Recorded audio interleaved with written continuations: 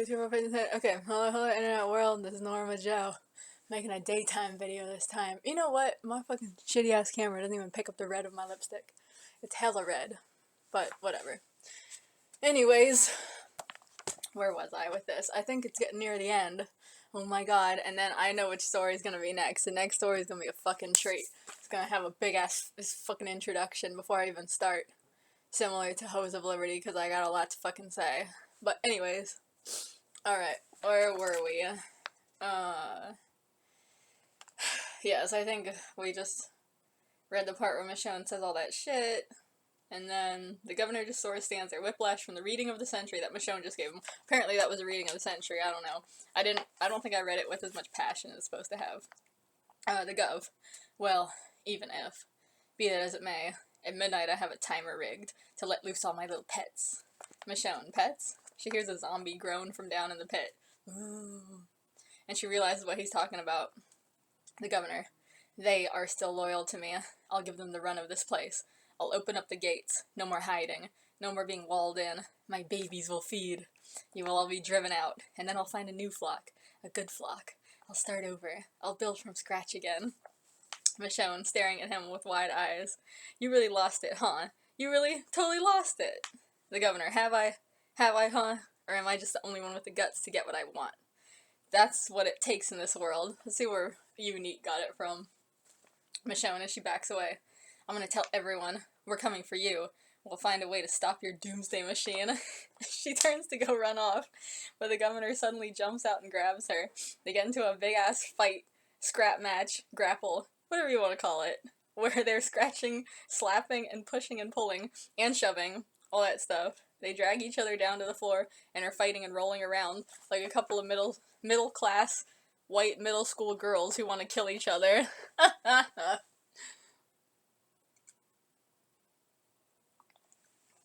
And all the ratchetness, Michonne's sword gets knocked to the ground, and the governor kicks it away, leaving them to fight with their bare hands. I mean, they already were, but you know what I mean.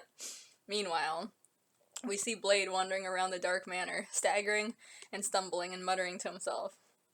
Blade. These creeps, man, these fucking sick freaks. How could... I mean, I've seen some sick shit before, but this is fucked up. Similar to Michonne, Rick, and everyone else in this part of the parody, he finds himself down in the lower halls. I guess it has just like a magnetic pole or something. As he wanders down the hallway, he comes across a big random stack of cardboard boxes blocking his path. Blade sighs, frustrated. He starts moving the boxes reluctantly and kicking them aside. What is this, like a video game? It's like, oh, you can't cross boxes. Why the hell is there gotta be something... Why the hell is there gotta be something like this here, huh? What the fuck is this? As he deals with the boxes, he suddenly hears a door open and close behind him. Actually, you know what's funny? The boxes were probably, like, I imagine them to be, like, part of one of the movie sets where they were making their movies before, you know? Something like that, and they just didn't take it down, you know? Okay, where was I? He suddenly hears a door open and close behind him. He jumps and turns around fast, ready to defend himself, only to see Gothichka standing there. She pauses. Oh, poor Gothichka, she never even got really a personality. Now she's just here. She pauses for a moment like he surprised her too. Then she smiles across her black lips and wanders towards him.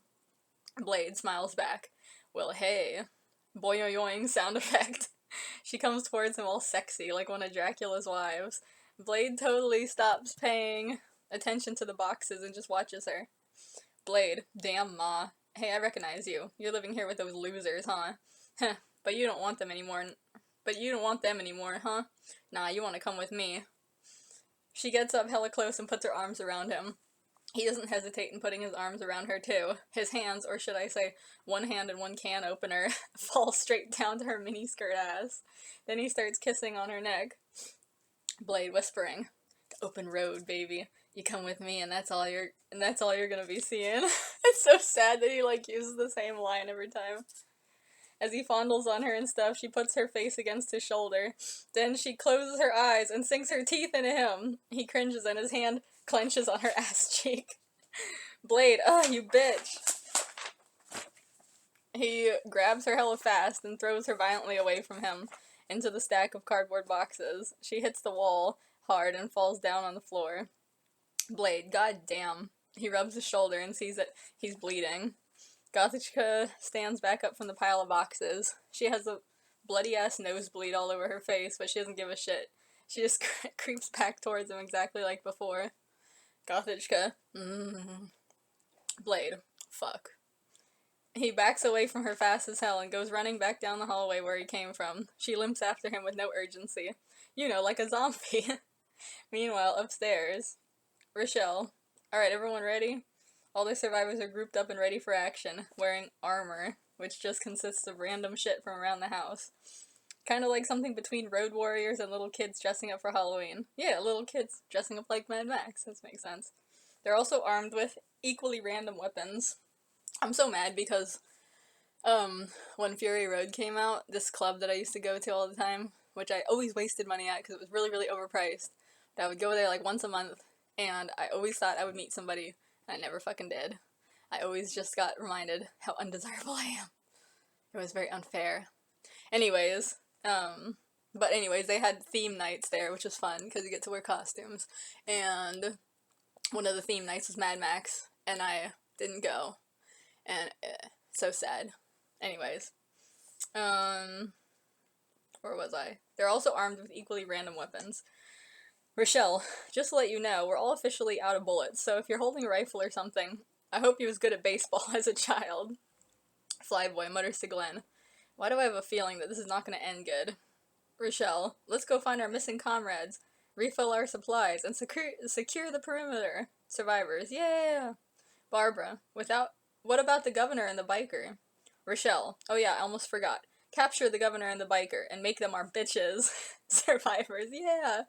Barbara, that's not what I meant. Oh, Barbara, she's such a lame-o. All the survivors roll out of the upstairs bedroom in a big-ass barbarian horde, being led by Rochelle.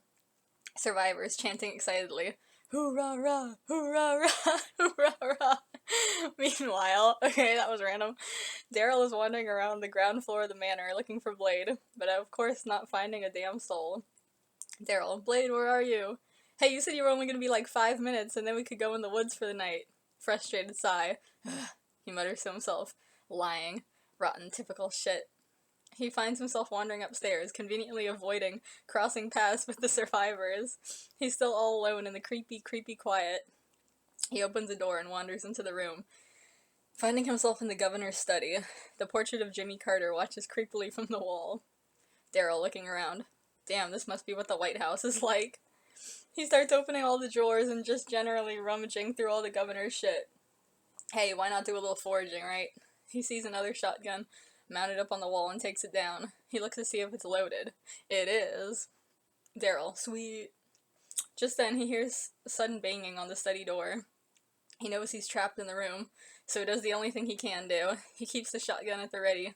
And I wonder if this is, like, actually a shotgun this time, or if it's... I think it is actually a shotgun this time, not just a rifle that I was calling a shotgun. And hides behind the door, opening it cautiously from the back. The door gets pushed roughly the rest of the way open, and Blade comes staggering in, all bloody and sweaty and pale. Daryl, Blade! He looks him over. Shit, man, what did they do to you? Blade just groans a little bit and leans up against the wall, like it's the first time he got to rest in a while. Daryl, man, you look fucked. He shuts the door. Man, sit down or something a minute. God damn, I can't wait to get the hell out of here. This whole place... Oh, I'm not doing his accent at all. I'm not doing no more accents. This whole place gives me the creeps. He looks Blade over again. Holy Jesus, man, what happened to your hand? Blade looks up at him then, and he is clearly not right. In fact, he is a fucking zombie. Blade. Daryl. He does that emoji face, 0_0. He backs away. Oh my god. He backs away cautiously from Blade in shock.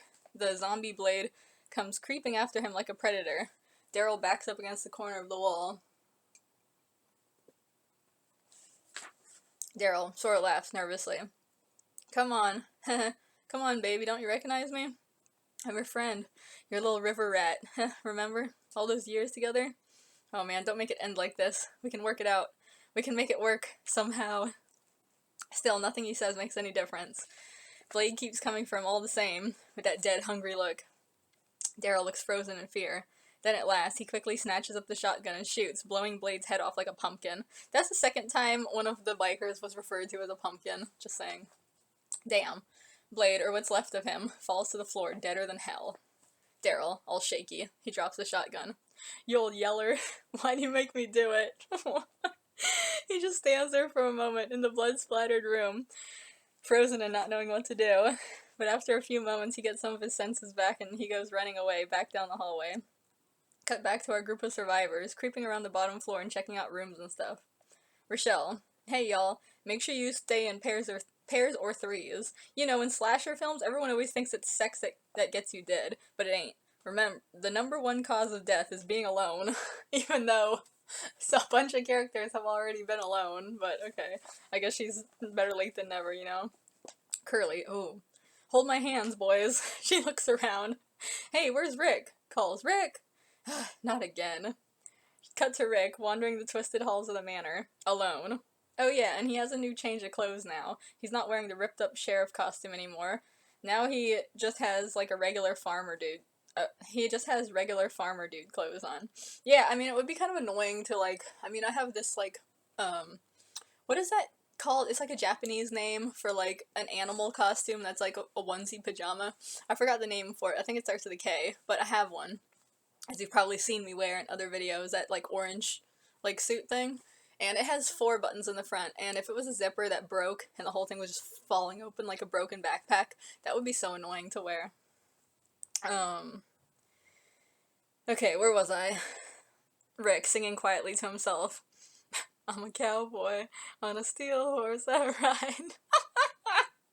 What a song to be singing to yourself. Then you hear some quiet crying from somewhere off to the side. Ooh, this is creepy. This kind of reminds me of, like, Left 4 Dead when they hear the witch. He stops and peeks all around. Hello? Oh, Rick. Hello? Maybe someone got stranded. He calls out, don't worry, I'm coming. Don't be scared. Poor Rick, he just wants to be a little hero sometimes. He goes down the hall to each door and puts his ear to all of them until he finds the source of the crying. He opens the door and goes in. The room is like a regular bedroom, but the walls have some of that weird baby nursery wallpaper. I love nursery wallpaper. Pastels are my shit. Daryl is sitting on the edge of the bed, crying into a pillow. Rick looks at him awkwardly. You okay? Daryl freezes. He wraps up his crying fast as fuck and wipes off his face on the pillow before dropping it and looking up, trying to pretend like everything's all normal. He and Rick stare at each other for a second, both surprised to see one another. Rick and Daryl, at the same time. You? Rick. Wow, I didn't think you was still alive. Well, what the hell. I guess your crew left you behind, huh? Again. You want to join us? Daryl doesn't say anything. He just gets up a little shakily from the bed and comes over slowly. Rick. You know, I think our crew could use someone like you. I saw you in that arena downstairs. You ain't bad, you know. You got...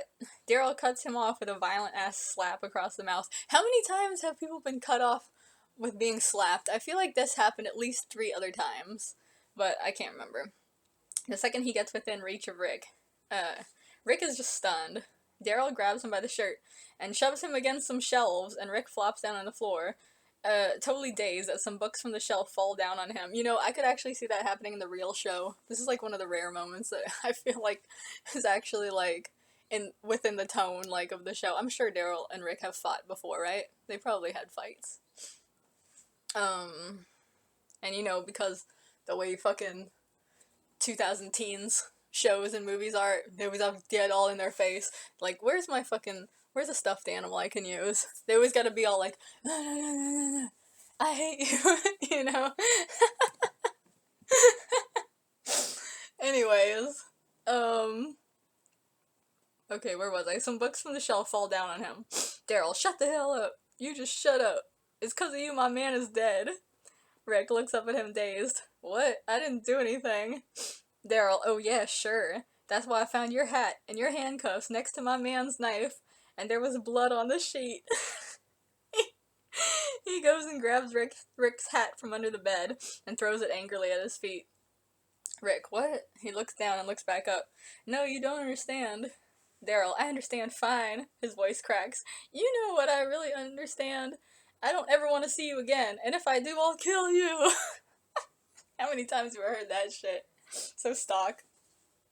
He goes out of the room like the Tempest and slams it. It's so funny because it's like after a while of writing a story, and every time something like intense happens, it's easier I think when you're actually making a movie because all you have to do is like, have your actors be like, all right, do this with like a lot of fury, and they just do it. Like you don't have to describe it. It's just an action in and of itself. Like they slam the door, they go stomping out, or they yell or whatever. And they do violent actions. You don't have to describe it, but it's like in a story when you're using words. It's kind of like you don't just want to use the words like furiously and suddenly and with a loud bang, or you don't want to use the same words over and over if like intense things are happening multiple times throughout the story. Like, so you want to use different words, and then you wind up saying shit like a tempest. And slams the door shut so hard that a couple more books fall down on Rick. Rick is just in a daze. Everything gets sort of blurry, and he passes out for a minute. What the fuck? Okay, the next thing he knows, Tyree and Rusty are coming into the room. Tyree, I don't know. You sure this is a good idea? Oh wait, this is Tyree. I was doing Rusty's voice. I don't know. You sure this is a good idea? I mean, we're supposed to be working. Rusty. Ah, come on, don't be such a fuddy-duddy. Hehe, just kiss me for like 10 seconds. He comes on to Tyree all flirtatiously and puts his arms around his neck. Rick quickly scrambles up on his hands and knees. No, please! Tyree and Rusty jump and look over, all startled. Yeah, wait for Tyree and Rusty to not look around the room, but I guess they're just so horny, They just couldn't wait. They couldn't look around. Rusty, whoo, lord, I didn't even see you there. Rick, sorry, bad flashback, yeah. Sure. Tyree comes over to help him up. Tyree, what the hell happened here? Rick, I tripped. It was my own fault. A little domestic violence humor right there. Oh my god, have you ever seen that episode of American Dad where, like, a bunch of shit keeps happening to Francine that makes people think, like, she's being abused? And, like, I can't remember at first what happens, but I just remember one of the last things, because they have guests over, and they're, like, really trying to put on a good face for the guests, but, of course, a bunch of dumb shit happens to make them look bad. And, like, and then Francine, like, the mop is just standing there or something, and she, like, just trips on it or something, and, like, she gets, like, 2 black eyes, and then they come over, and she's just like, it was my own fault for leaving the mop out. That shit was so funny to me. I want to watch the first season or like at least the first 10 episodes of American Dad again. That show is pretty funny sometimes. Anyways, whatever. Okay, Tyree, did you find anyone? He didn't care. Okay, Tyree, did you find anyone? Rick thinks about it a moment. Nope, nobody. Aw, he covered for Daryl. Rusty and Tyree look at him for a long moment, like they know he's lying. Tyree. Good enough for me. Let's get out of here. I guess that's supposed to be a joke on, like, in dramas, like, when they get, once again, all in people's faces, but in a different way, where they're all like, tell me the truth, and shit like that. But of course, in this situation, which I feel like way more fucking realistic, because nobody gives a fuck about anybody these days, he's just like, they make you think he might, like, call Rick out on his lies or something, but he's just like, okay, that's fine, whatever, like, I'm not even gonna give it a second thought, because I really don't care,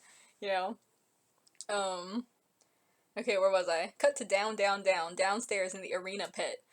Michonne and the governor are still battling to the fucking death. Were they in the arena pit in the first place, or did they literally just, like, were they fighting on the floor so hard that they, like, literally rolled down the stairs and, like, continuously fought as they rolled down the stairs and then went down all the way to the arena? That would be so funny. They're rolling around on the floor trying to rip each other apart, all exhausted and bruised. It's really hard to describe fight scenes. Like, I've never been good at it. It's just hard to describe things that are, like, if you saw it in real life, it would just happen, like I just said a second ago. Like, if you saw it in real life, it's like, you see people just rolling around and just hitting each other, and it's very fast and everything. And there's, like, that crazy energy. But, like, in a story, it's just kind of hard to break it down into words, you know what I'm saying? Anyways, it's almost 20 minutes.